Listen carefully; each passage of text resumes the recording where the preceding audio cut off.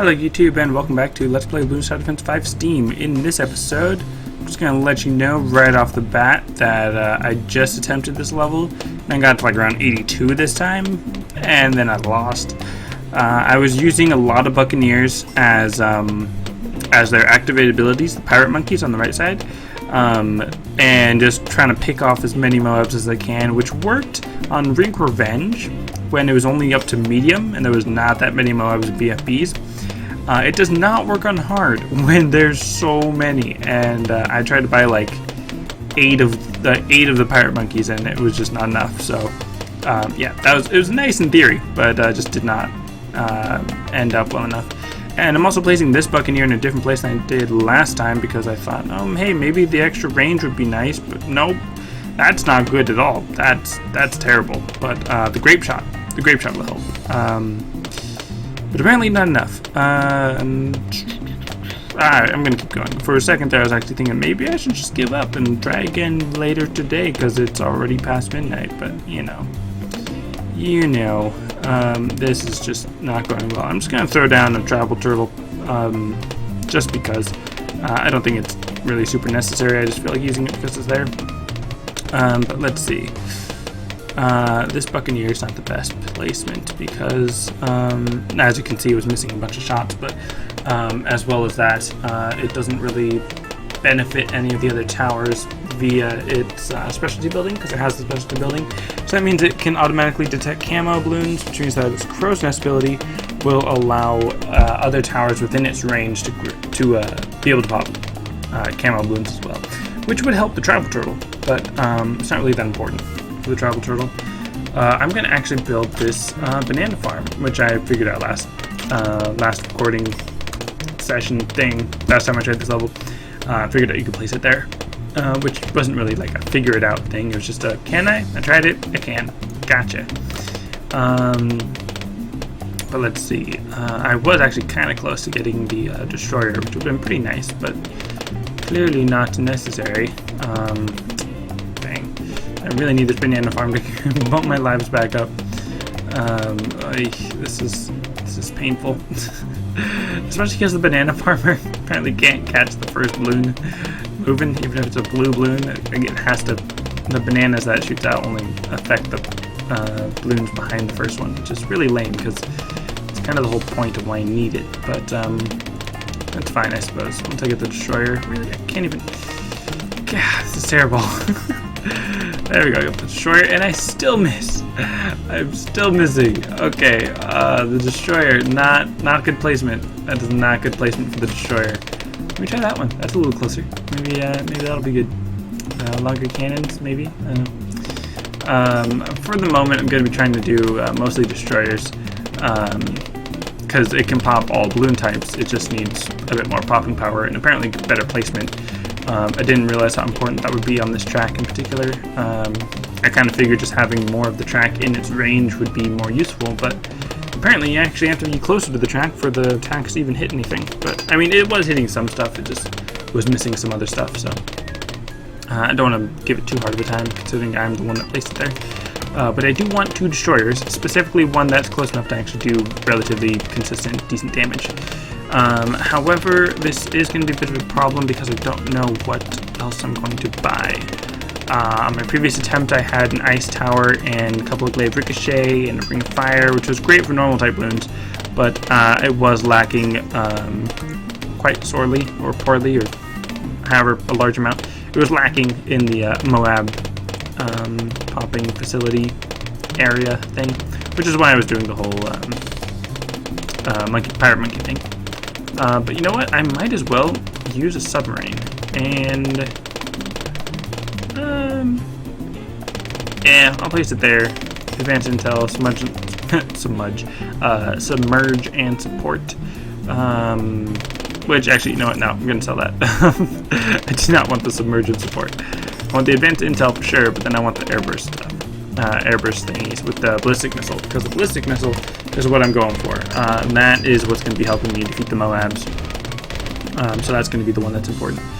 And what I was trying to say at the beginning of the last time I tried recording this episode, which didn't end well, as you can tell, as I've already said, Not using the water towers like the Buccaneer and the subs made a lot of sense when it's like a track that barely has any water. So it's like, dude, if you use the water towers, then it's going to be unstoppable.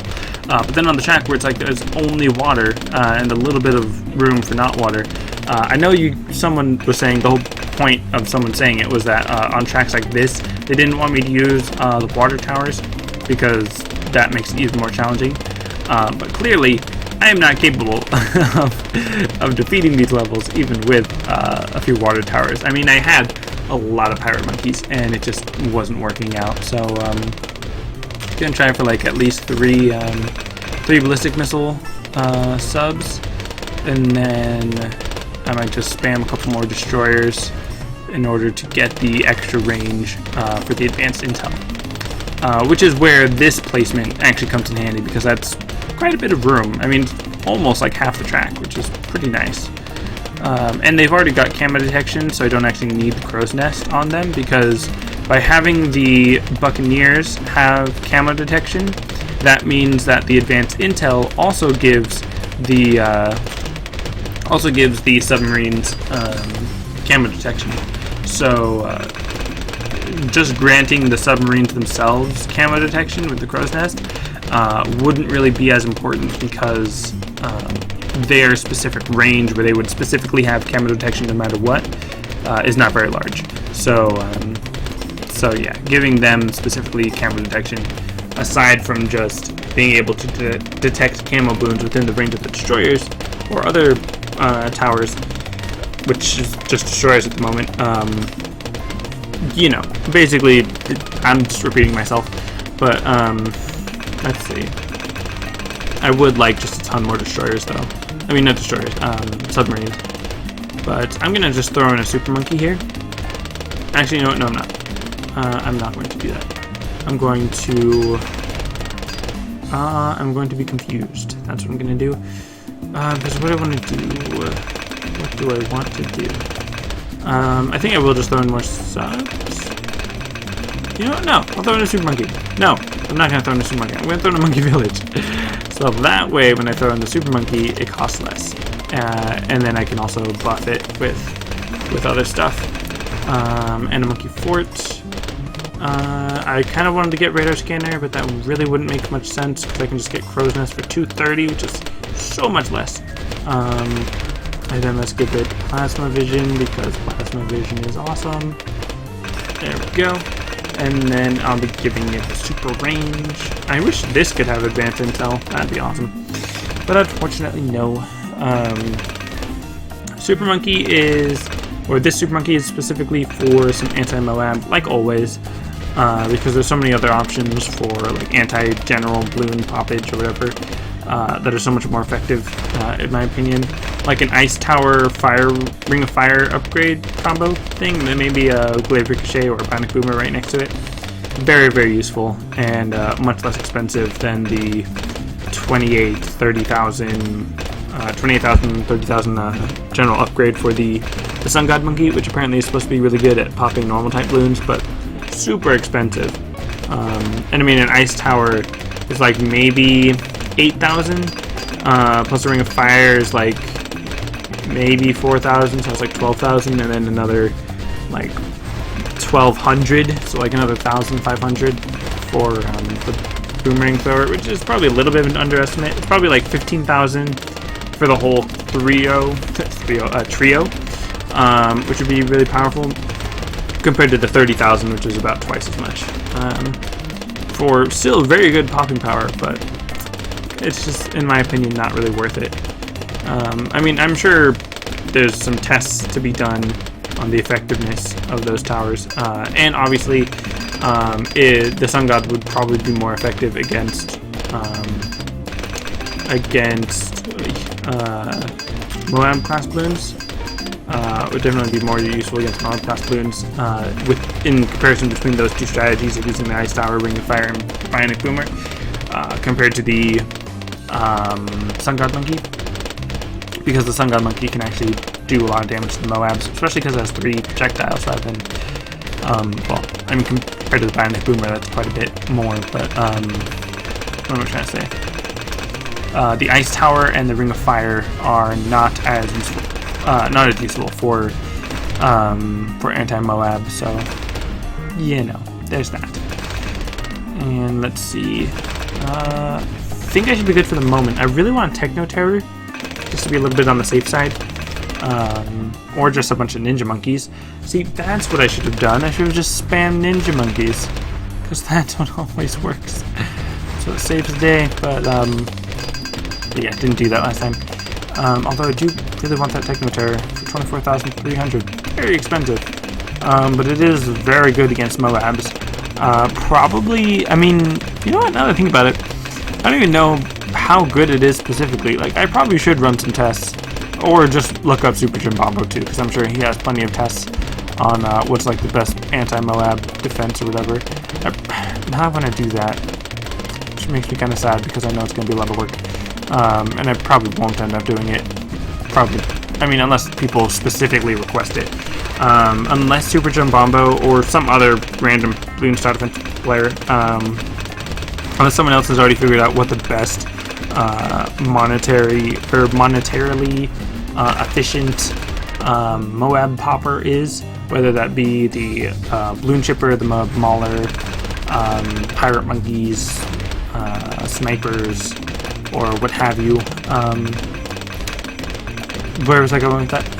Unless someone else has already determined what the best Moab popping machine is, I would kind of like to do a video just testing that, but it'd be kind of a long video and random forms of testing. I don't really specifically know how to best test that, but I'm just going to throw in a bunch of Bloonjitsu Masters. And you know what? Actually, I'm going to get radar scanner so that I can get Monkey Intelligence Bureau, so that I don't have to worry about lead balloons for the Bloonjitsu Master, which really shouldn't be an issue. Should not be an issue very much, because of all the other tower types that can defeat the lead balloons, but you know, I've got to be sure and whatnot. Plus, you know, it helps the Ice Tower defeat those pesky white and zebra balloons, because those are clearly the true menace here.